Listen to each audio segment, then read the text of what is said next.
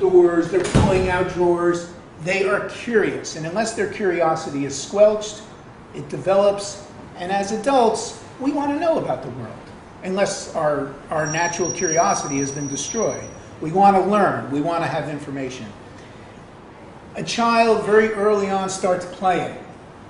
Now, I have a dog, and you watch my dog play, the play of an animal is sort of prelude to work. That is, Wolfie will take a toy and he'll shake it violently back and forth. And what he's doing is snapping the neck of some prey, except Wolfie doesn't get prey because I feed him twice a day. So there's this like instinctual thing. Well, similarly for children, when children are playing, they are engaged, they're active, and this is a prelude to work. So I think we have an instinctual need to do, to be active. And similarly with love, obviously young children, when they bond with their moms in the ideal circumstance, I mean, that's a sexual involvement. There's the oral orgasm that some nursing mothers will notice when the child is nursing. And as the child matures, seeks out quite instinctually loving relationship with the world. So love, work, and knowledge may be concepts, but they're also like in us. They're basic human needs. Well, to live in our personal lives governed by love, work, and knowledge. That's how I always took this when I first read it, and I've talked about this before here.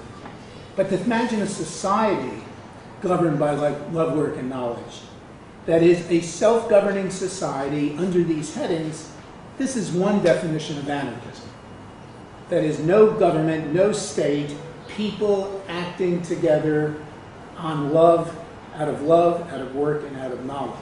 And this is indeed what Reich meant by work democracy. Allow me to introduce work democracy, if I can figure out which one of these is work democracy. And it's probably none of them. Don't go away. Define anarchism? Anarchism, well, I mean, there's a lot of ways to define it. I mean, it's one of these concepts that has multiple definitions. By anarchism, I mean a social environment where there is no state, there is no law, where there are people simply living together, like the way you live perhaps in your own household. You know, you don't have, the law doesn't, oh, wrong thing, sorry. I knew it. Forgive me here. Close this, and let me close this, and let me find the thing that I want, which is work democracy. Here we go. In your house, you know, the owners of the condo or whatever, they don't tell you how to live in your house. You negotiate that with the person you live with or the people you live with. You don't need laws or society. We'll try to imagine a whole social structure where people are so much on the same page that there is no state. And indeed, Reich is very clear to make a distinction between state and society and to suggest that we don't need a state. And in fact, states get in the way. I realize I've almost talked for 45 minutes. Oh my God. How am I going to finish this? It's impossible. Harry, I'm going to need 2 hours. I'm sorry, you won't be able to go. Well, I just want to try to explain the work democracy. Yes. Oh, I'm flummoxed here. Don't ask me any questions right now, Tom, because I got to think about how best to do this in the amount of time I have left. 5 minutes. Thank you for reminding me, sir. You're so cute. Actually, I have 15, but I did want to leave time for questions and answers. How shall I just do this? Well, let me just say it then, and I won't bother with this. I was going to have you read some stuff about workers' councils, because Reich's ideas of work democracy are very close to what's called council communism or anarcho-syndicalism. And I've talked about this here before. Basically, every functioning unit of society, school, laboratory, factory, the workers would determine the work to be done and how it's to be done. They would not do it through voting. They would just figure it out. They might choose a representative, but this representative would be immediately dismissible, no temporary and instantly revocable delegates. This is from the Wikipedia page on workers' councils. Call me Pisher, I'm showing you Wikipedia. But when you compare that to Reich, it's identical. And in fact, I don't think Reich invents work democracy. He sort of is bringing together what others have written before him. These are quotes from his first work democracy paper. And he talks about the elected representatives at any time dismissible. So work democracies are very fluid.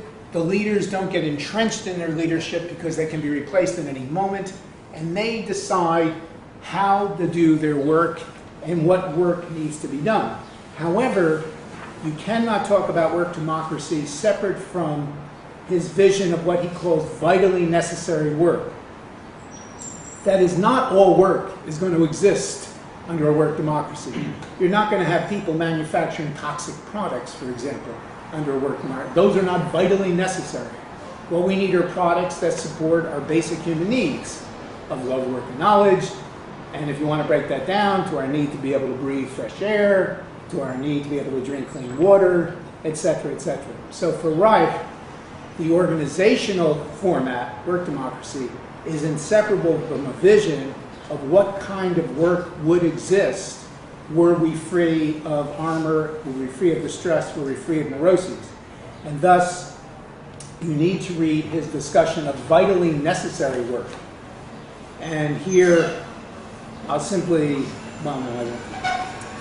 I want to skip ahead, perhaps unfortunately, to the final part of my talk, namely, between the idea and the reality. I was going to show you, well, here.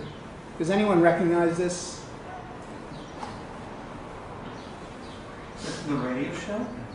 Say it again? Is that from the radio show? No. Lights on. That's great. Shadow knows. Shadow. Okay, hint. English literature. Hint. Poet, 20th century. What's his name? Robert Frost. No, English, not American. Okay, this is a line from T.S. Eliot's The Hollow Men. Between the idea and the reality falls the shadow. And the question here is how, if you understood work democracy, and I fear that I have not really explained it all that well, but I'll try. How do you get there from here? Reich initially thought you could get there through revolution. Joined the Communist Party. He was enamored with the Bolshevik Revolution. Quickly gives up that idea. He then turns to a more educational model. Sexual Revolution, all of the books that he wrote in the 30s. I think eventually he gives up that idea and turns to raising healthy children. We'll get there through raising healthy children. However, what do you do while you're raising healthy children? How do you protect the environment while you're raising healthy children? How do you guarantee that there's air for those children to breathe and water for them to drink? And here, Reich was no liberal. He was anti-liberal, really. He was for very strict laws to protect the newborn, to protect life, and to protect the environment. If you go back to your copy of Murder of Christ, you'll find one of the sections on the laws needed for the protection of life in newborns and of truth. And if you go to American Odyssey, you'll see him arguing with the American Civil Liberties Union. He's saying, no, you don't guarantee the rights of Nazis to march. Screw them. They don't deserve to have a chance to speak. He was very rigorous in his attempts to defend life and to defend the environment. This is a quote from Mickey Sharaf talking about Reich. He says, indeed, Reich believed that in the long run, healthy character structures would replace all the usual party political structures with what he called work democracy. However, he recognized that in the short run, there were better and worse choices to be made in the political world. He himself always voted. He always made choices. He also favored people protecting their work and lives by fighting for life-furthering goals and by trying to abolish life-negative laws and institutional arrangements. This included involvement in the political struggles against environmental pollutants, totalitarian regimes, and antiquated laws and customs concerning the birth and upbringing of children and adolescents. And this raises, and this will be my final point, this raises a real conundrum.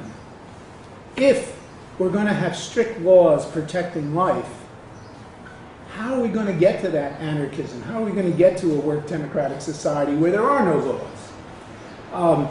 Maybe he believed